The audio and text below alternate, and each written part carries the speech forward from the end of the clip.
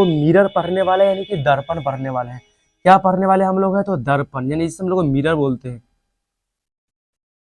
यानी ये class 10th का पॉइंट है, क्लास 10th साइंस का है।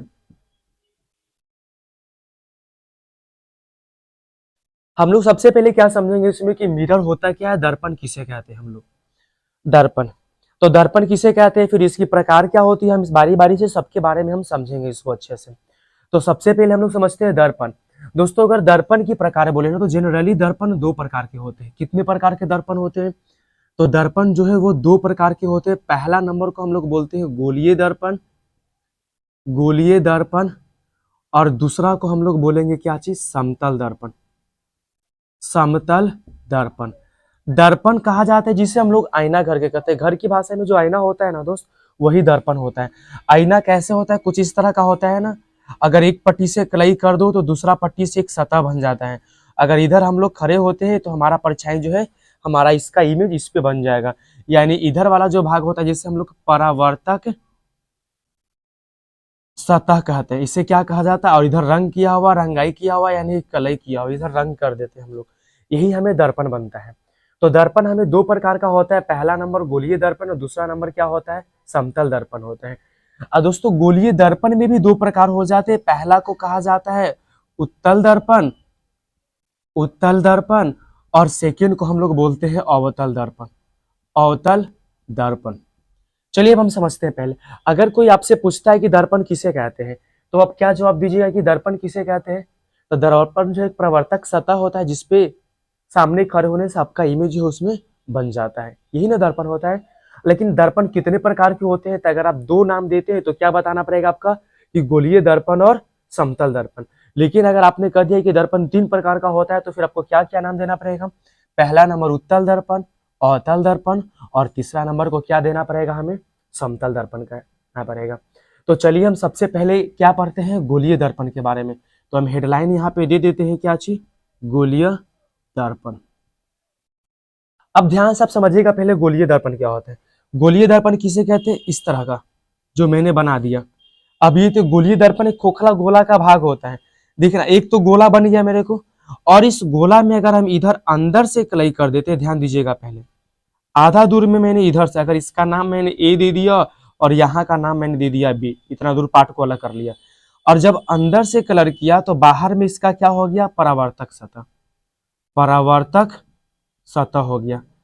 अब देखना, अब इसकी परावर्तक सतह क्या है, वो उभरा हुआ है। अगर इसे हम क्या करते हैं, इधर से कलई कर देते हैं, बाहर से बड़ी कलई करते हैं, तो यहाँ इसका नाम हम देते हैं पी और इसका नाम दे दिए क्यू। अब देखना परावर्तक सतह तो ये हो गया ना, परावर्तक सतह। अब दोनों में अंतर समझिएगा दोस्तों, इसमें परावर्तक सतह फेंका हुआ है, निकला हुआ है ना, कुछ इस तरह से निकला हुआ है, ऐसे किया हुआ है। यानी इसकी परावर्तक सतह निकला उभरा हुआ है, और इसकी परावर्तक सतह कुछ ऐसे धंसा हुआ है। परावर्तक जिधर खड़ा होने पे इमेज बनता है, यानी दर आईना के सामने जो खड़ा होता है वो परावर्तक होता है।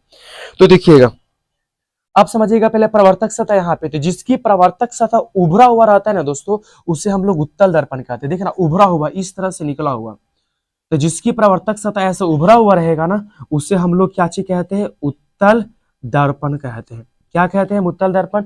तो इसकी परिभाषा की बात करेंगे तो क्या होगा, तो इसकी परिभाषा के लिखना चाहे तो जिस दर्पण की परावर्तक सतह उभरी हुई हो, उभरी हुई हो, जिस दर्पण की परावर्तक सतह उभरी हुई हो उसे क्या कह देंगे हम लोग, उत्तल दर्पण।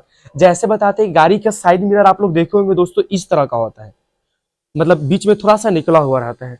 अब आते हैं परावर्तक सतह इसमें धंसा हुआ है, और जिसमें भी परावर्तक सतह धंसा हुआ हो ना, वो क्या बन जाता है, तो उसे हम लोग बोलते हैं अवतल दर्पण। क्या कहते हैं उसे, अवतल दर्पण। अगर इसकी परिभाषा की बात करें तो जिस दर्पण